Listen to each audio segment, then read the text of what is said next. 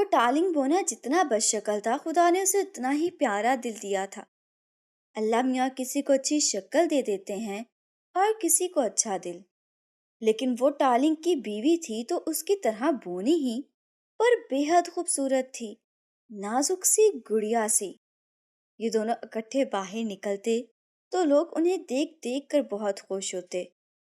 وہ ٹالنگ کی بیوی کنلن نیلی گوٹ والی لال ریشمی گھگری پہنے ہوتی اور اس کی سفید صدری کی لمبی لمبی آستینیں لٹک رہی ہوتی، نیلی ٹوپی اور کمر میں لال پٹکا، بس سجی بنی بندریا سی دکھائی دیتی۔ اس کے بالکل الٹ وہ ٹالنگ کا لباس نہایت سادہ ہوتا، بھورے رنگ کا لمبا کوٹ، گردن تک بٹن لگے ہوتے۔ وہ تیز تیز آگے چلتا اور بیوی اپنے چھوٹے چھوٹے پاؤں میں لکڑی کی کھڑاوے پہنے ٹپ ٹپ کرتی پیچھے بھاگ رہی ہوتی تو دیکھنے والے خوب ہنستے۔ یہ خزاں کا موسم تھا اور صبح کا وقت۔ بونا بونی سفر پر نکل کھڑے ہوئے۔ کنلن آج پیدل چلنے کے بجائے چھوٹی سی ہتھ گاڑی میں اکڑوں بیٹھی تھی۔ وہ ٹالنگ گاڑی دھکیل رہا تھا۔ اصل میں وہ اپنا گاؤں چھوڑ کر کہیں دور جانا چاہتا تھا، کیونکہ اس سال بارش نہ ہونے سے زمین سوکھ گئی تھی۔ وہ کھیت جہاں دھان کی سنہری بالیاں جھوم رہی ہوتی تھیں ویران پڑے تھے۔ بیچارے وہ ٹالنگ کا کھیت بھی سوکھ گیا۔ تمام گاؤں والے پریشان تھے اور جہاں کہیں پناہ مل رہی تھی جا رہے تھے۔ وہ ٹالنگ پورا زور لگا کر گاڑی دھکیل رہا تھا۔ گاڑی جھٹکے کھاتی چل رہی تھی۔ وہ ٹالنگ نے جان بوجھ کر پہیوں کو تیل نہیں دیا تھا۔ اس کا خیال تھا کہ اگر گاڑی کھٹ چوں چلے گی تو بھوتنے خوفناک آوازیں سن کر ڈر کے مارے قریب نہیں آئیں گے۔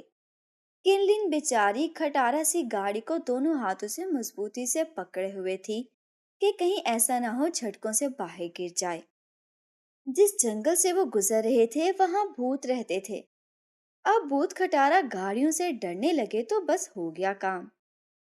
بھوتوں نے جب دیکھا کہ وہ ٹالنگ مزے مزے کھڑچو کرتا جا رہا ہے، کوئی ڈر نہیں خوف نہیں، تو انہوں نے اسے تنگ کرنے کے لیے ایک ترکیب سوچی۔ وہ ٹالنگ گاؤں سے چند میل دور نکل آیا تو اس نے دیکھا کہ سامنے سے ایک گاڑی چلی آ رہی ہے۔ جب فاصلہ کم ہوا تو پتا چلا کہ ہو بہو اسی کی گاڑی جیسی گاڑی ہے اور کہ اسی کی طرح اسے مشکل سے دھکیل رہا ہے۔ وہ دل ہی دل میں خوش ہوا کہ چلو آنے والے مسافر سے گپ شپ رہے گی۔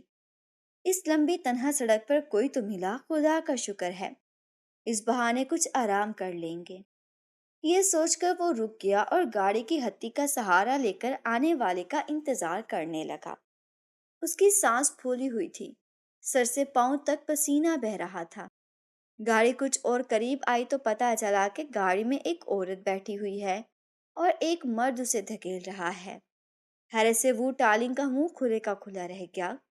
اجنبی نے بالکل اس جیسے کپڑے پہنے ہوئے تھے، وہ اسی کی طرح بونا تھا اور اس کی طرح بد شکل بھی۔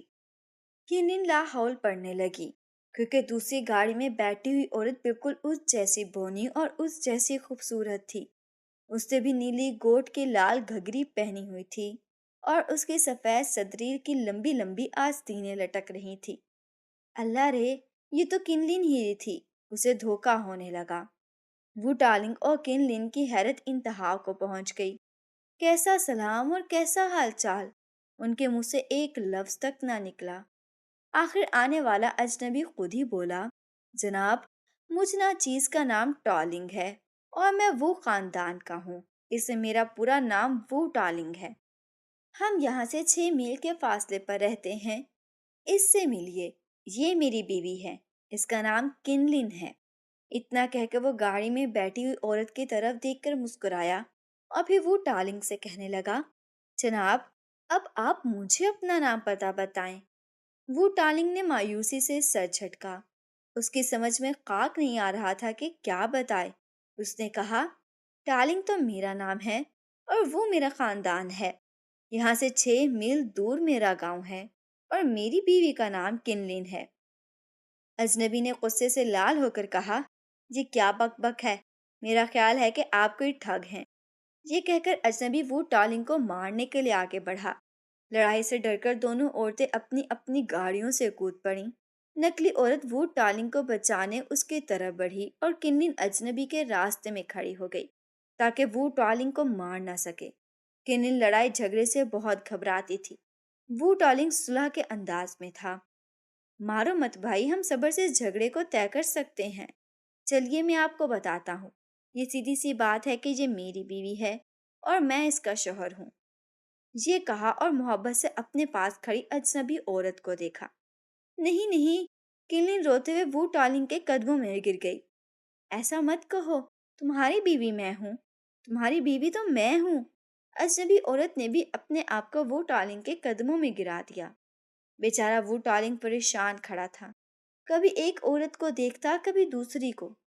یہ دیکھ کر اجنبی نے اس سے کہا، میرا خیال ہے ہم دونوں الگ چل کر بات کریں۔ وہ وو ٹالنگ کو درختوں کے جھنڈ میں لے گیا۔ موز نے وو ٹالنگ سے کوئی بات نہ کی، صرف اس کی طرف دیکھ دیکھ کر مسکراتا رہا۔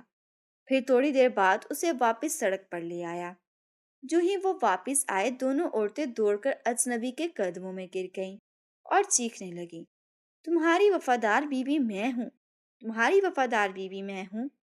راہ چلنے والے تماشا دیکھنے کے لیے رک گئے۔ اچھی خاصی بھیڑ لگ گئی۔ سب نے منع کیا مگر کہاں، کون کسی کی سنتا ہے۔ لوگوں کی باتوں سے جھگڑا اور زیادہ بڑھ گیا۔ پھر تو یہ ہوا کہ وہ ٹالنگ کو خود یوں لگا کہ وہ نقلی وہ ٹالنگ ہے، اصلی دوسرا ہی ہے۔ آخر ایک عقل مند آدمی نے صلاح دی کہ بھائی معاملہ بہت نازک ہے، بہتر ہوگا کہ تھانے چلیں، جو فیصلہ تھانے دار کرے اسے مان لیا جائے۔ جتنے لوگ وہاں کھڑے تھے سب نے اس مشورے کو پسند کیا۔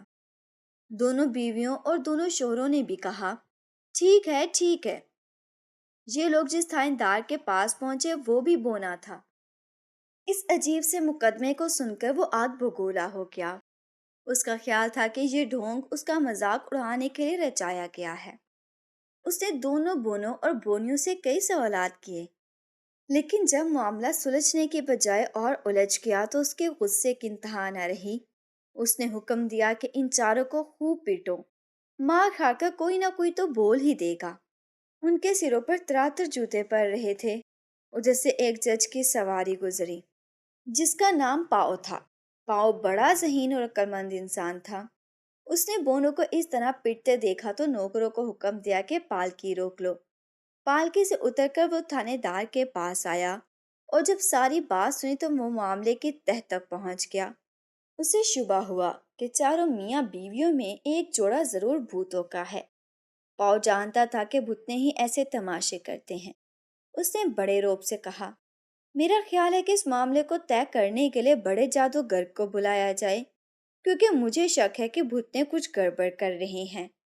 جادوگر کے پاس ایک آئینہ ہے، جو ہی وہ اسے بھوتنوں کے سامنے کرے گا وہ اصل اپنی شکل میں آ جائیں گے۔ اس سے پہلے کہ پاؤ اپنی بات ختم کرتا، بھوتنے غائب ہو گئے اور وہاں وو ٹالنگ اور اس کی بیوی کنلن کھڑے رہ گئے۔